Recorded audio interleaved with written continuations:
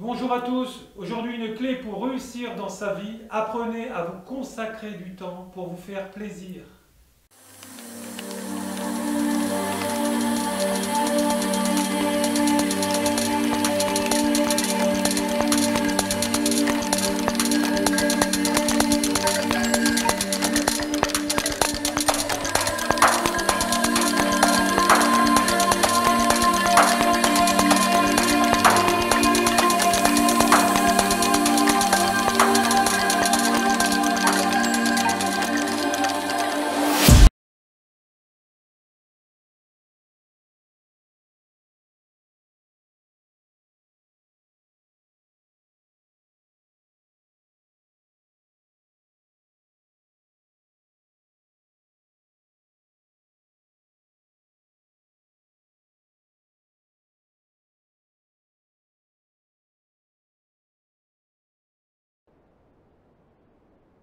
Bonjour à tous, aujourd'hui nous allons voir pour cette nouvelle vidéo l'éjaculation précoce. Alors ça c'est quelque chose que je vois souvent en consultation. C'est un phénomène récurrent de notre société où l'homme a du mal à prendre sa place. Alors je vais vous exposer en fait tout ce que j'ai vécu par rapport à ça. L'éjaculation précoce, en fait je vais vous expliquer ce que c'est déjà, ou éjaculation prématurée peut être relié à mes premières expériences sexuelles. Donc, c'est-à-dire que je fais interprétation par rapport à ce que j'ai vécu de pas bien. On sait très bien que quand on débute notre existence, le début des relations sexuelles, c'est pas terrible. Et souvent, quand on se met en couple, les premières relations avec l'autre, c'est moindre, hein, c'est pas top. Et après, à force de faire confiance à l'autre, on se lâche et on est dans une sexualité beaucoup plus épanouie. Voilà, parce que c'est lié aux peurs encore, à peur de notre enfance, par rapport aussi à nos mémoires karmiques, hein, donc tout ce qui est ancestral, donc de nos vies d'avant, voilà, de notre dernière incarnation et de nos dernières incarnations. L'autre jour, j'ai travaillé aussi sur justement ces recouvrements d'âme, puisque je suis formé au chamanisme, voilà, et à partir de là où j'ai recouvert l'âme de la personne notamment, au niveau chamanique, eh ben, la personne, les situations de viol, elle les avait plus. Elle a pu se faire pénétrer, là, c'était une femme, dans ce cas-là. Bon, c'est un autre sujet, mais je ne voudrais pas déborder sur le sujet actuellement qu'on fait. Et en fait, sa sexualité, elle est redevenue normale, parce que par exemple, elle, le sperme, c'était sale, c'était lié à la mort, elle m'a dit. Ben non, mais je dis, vous voyez, c'est une mauvaise interprétation parce que papa et maman, ils étaient hyper religieux. Et donc, hyper religieux, ça voulait dire que le sexe, c'est que pendant le mariage et c'est que pour faire un bébé. Donc, vous voyez, on se crée des raccourcis, hein, au niveau psychologique. Moi, j'ai une maîtrise en PNL, donc c'est de la psychologie cognitive. C'est vraiment ce qu'il y a de très fort sur le plan de la psychologie par rapport à la psychologie normale. Voilà. Alors, vous voyez, tout est sujet à interprétation. Là où on porte notre attention, encore une fois, on le crée. Voilà, et les peurs sont créées uniquement comme ça. Voilà. Alors, en fait, quand j'ai un problème d'éjaculation précoce, lorsque je me masturbe, je me sens coupable parce que je le ressens comme étant en fait mal ou défendu. Donc, vous voyez, il y a le contexte avec la religion. Par exemple, si vous avez eu vraiment un enseignement religieux, etc., où papa, maman vous disait ce que la dame m'a dit précédemment, par exemple, c'est sale, ça doit être fait que dans le mariage ou que pour faire un bébé, vous en faites jamais, et il y a une frustration qui se crée.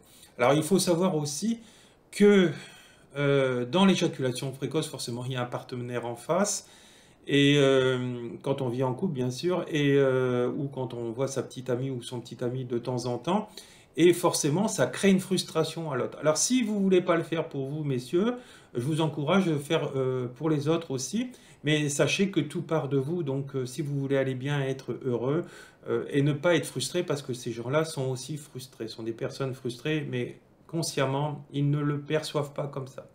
Alors voilà, donc je me dépêche, donc en fait l'éjaculateur précoce, je me dépêche donc d'atteindre l'éjaculation. Alors il y a des prémices par rapport à ça, par exemple moi je suis beaucoup de gens en thérapie parce que je fais des thérapies de couple, liées aussi à la sexualité, et par exemple quand la femme ou l'autre partenaire, quand il y a des homosexuels, prépare l'autre, c'est-à-dire qu'ils veulent faire éjaculer avant, l'érection et l'éjaculation peut durer beaucoup plus longtemps et après on peut éjaculer une deuxième fois. Ça, c'est une des pistes que moi je donne en thérapie sexuelle avec les gens sur la sexualité pour pouvoir déjà préparer son partenaire, pour lui faire avoir confiance. Et vous verrez que donc le partenaire qui m'écoute, si vous commencez à faire ça avec monsieur, etc., vous verrez qu'après l'éjaculation durera plus longtemps et il y aura moins d'éjaculation précoce.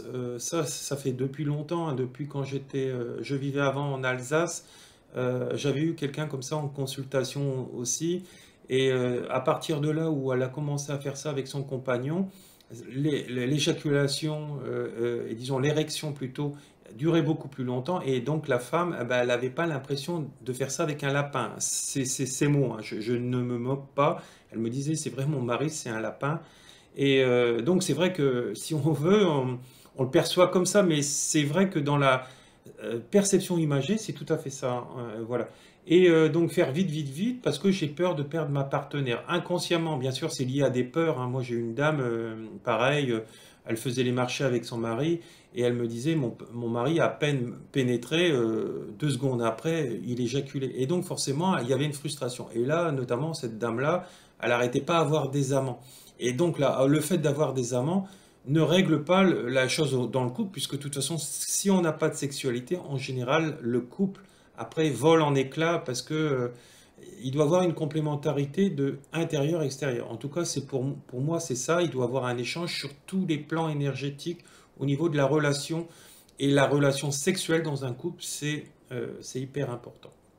Donc voilà, après, je sais qu'il y a des gens qui n'ont pas besoin de sexualité, parce que j'ai déjà entendu, mais c'est un autre problème là, c'est aussi un autre problème psychologique qui sont souvent liés à l'enfance ou à des vœux de chasteté qu'on a pu faire autrefois. Bien sûr, ça, je vous force pas à y croire, hein. Ça, c'est ma version à moi. Moi, je suis thérapeute depuis 1987, donc j'ai beaucoup d'expérience.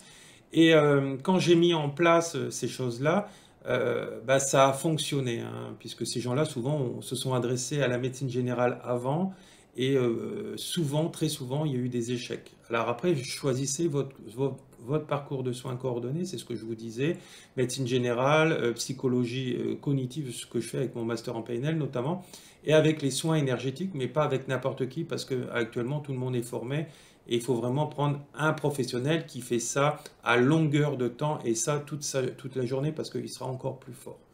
Donc voilà. Donc vous voyez, donc là le lapin, on le revoit encore, cette situation imagée où la personne, elle me dit, ben, j'ai un mari, c'est un lapin. Mais il faut faire attention parce que ça crée des frustrations. Et comme je vous disais, cette dame-là notamment, elle avait plein d'amants, mais le problème, c'est qu'après, elle a créé une addiction à la sexualité et elle était obsédée, hein. C'était, à la limite, elle était nympho, hein. Donc il y en avait trop. Donc c'est pour ça qu'il faut avoir une harmonie, rentrer en harmonie dans cette sexualité, et ni trop ni pas assez, hein, parce que vous savez très bien qu'il y a une différence entre l'amour, qui est vraiment l'amour dans tout, hein, dans le partage de tout, au maximum avec son partenaire, et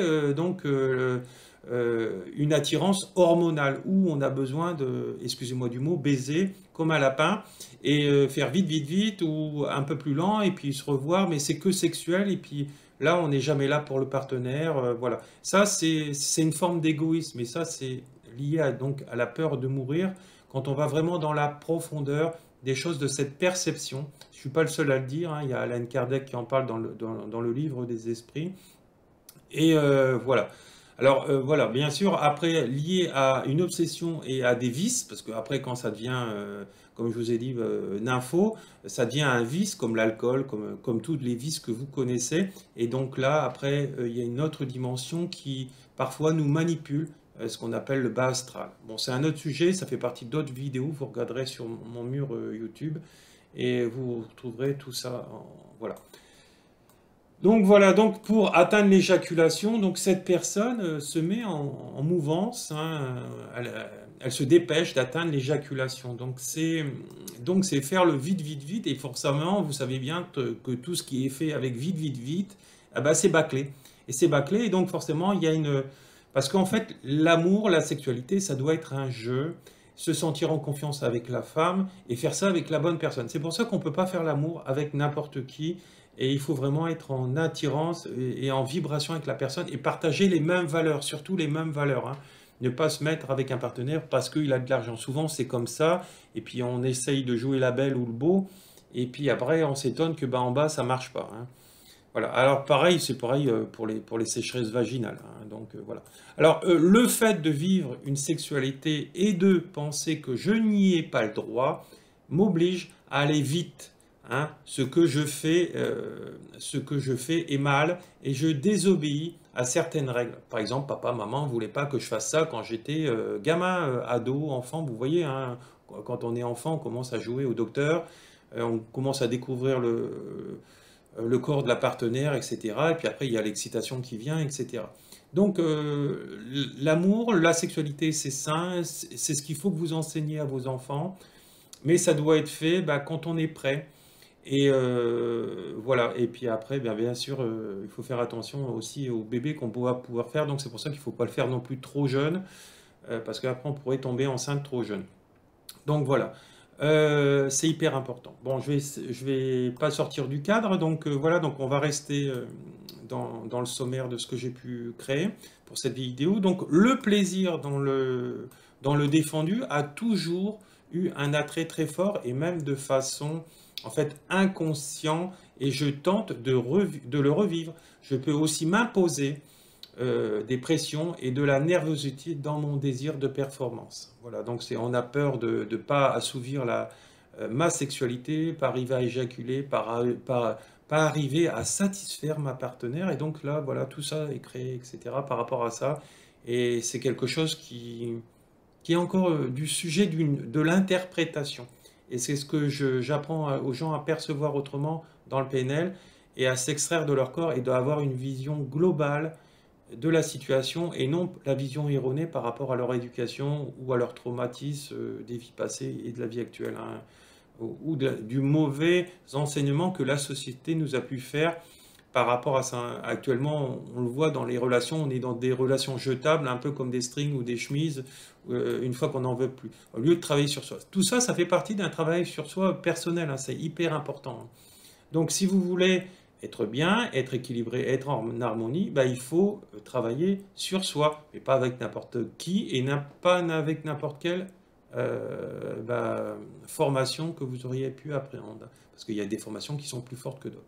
Alors, je veux me prouver à moi et à ou mon partenaire ce dont je suis capable avec des résultats contrariants et souvent inattendus. Alors ça, souvent, c'est lié à l'ego, hein, puisque quand on aime quelqu'un, on n'a pas besoin de prouver à sa partenaire comment on est ceci, cela. Mais il faut aussi que là où le partenaire traite bien la personne, la considère bien et surtout ne la rabaisse pas. Si vous rabaissez votre partenaire, t'es un moins que rien, ceci, cela, tu sais pas me satisfaire, etc., ça va faire que s'accentuer et donc votre frustration, vous, en miroir, va encore s'accentuer.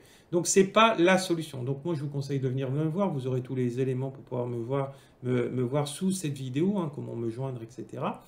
Donc voilà. Alors je peux en fait avoir aussi je peux avoir un sentiment de désir et de possession par rapport à mon ou à ma partenaire. Alors c'est souvent le cas, hein, c'est ma femme, elle m'appartient et je vais faire tout et puis voilà. Donc c'est une obsession. Donc là il y a un fil tendu avec la perversion narcissique, hein, parce que le pervers veut posséder et souvent fait mal à la personne. Mais tout ça c'est lié donc à son éducation, à tout ce qui s'est créé dans sa tête, tout ce qui est illusoire, des perceptions qui sont erronées, hein. Voilà. Alors, voilà. Donc, tellement grande que je n'arrive pas à la maîtriser. Donc, voilà, je veux, mais plus je me concentre sur le vœu, bah, en bas, bah, ça ne se lève pas, ou ça va se lever, mais puis ça va sortir tout de suite parce que je vais avoir peur de perdre.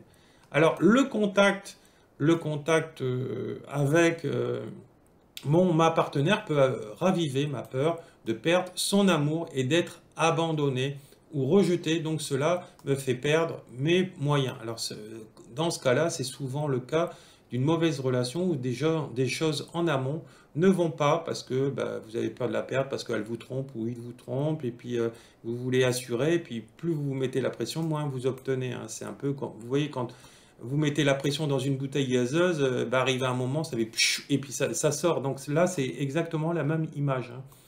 Voilà. Alors, à moins que je ne veuille inconsciemment lui faire un règlement de compte, j'accepte en fait de me détendre et en fait et de réapprendre le plaisir sexuel relié à la masturbation dans masturbation dans un climat libre de contraintes. Voilà, donc on peut souvent le fait avec les enfants, disons les parents encouragent leurs enfants à toucher leur corps, etc. Et quand vous êtes adulte, c'est pareil. Je vous encourage, même si vous êtes en couple, à avoir une masturbation individuelle et parfois ensemble, et apprendre le désir, le laisser monter, et l'homme, comme ça, en se masturbant régulièrement, même s'il est en couple, euh, il peut jouer avec son éjaculation, la faire durer très longtemps, et au moment d'éjaculer, bah, diminuer le sens de la masturbation, c'est-à-dire la vitesse d'excitation, pour justement refaire descendre son éjaculation dans le canal et durer plus dans la durée. Arrive à un moment pour justement qu'il soit dans un extase vraiment maximum. Voilà. Et à partir de là, ben, on sait contrôler. Et puis forcément, quand vous êtes dans le vagin d'une femme, voilà, ou pour les homos, c'est voilà, dans l'autre organe, vous apprenez à retarder l'éjaculation, à durer beaucoup plus longtemps, puisque le partenaire doit avoir un certain nombre de minutes pour atteindre cet orgasme, hein, parce que ça ne vient pas comme ça. Voilà, donc des contraintes et de la culpabilité. Donc, faut surtout pas rentrer dans cette culpabilité, ni dire bah, si j'arrive pas, je vais être à moins que rien, etc. Voilà. Alors, seul ou avec ma ou mon partenaire, je redécouvre le plaisir, la masturbation, ou en retardant de plus en plus le moment de l'éjaculation. Cela devient un jeu dans lequel je trouve beaucoup de plaisir. Je peux aussi entreprendre une psychothérapie cognitive qui m'aidera à atténuer cette culpabilité que j'ai pu vivre dans mon enfance, ou qui me fera diminuer mon anxiété à vouloir m'améliorer en développant davantage la confiance en moi. Voilà. Alors moi, je vous conseille d'avoir la coordination dans le soin, médecine générale, médecine cognitive, en psychologie, notamment avec ce que je fais, et en médecine énergétique avec un guérisseur, puisque le guérisseur réharmonise en fait tous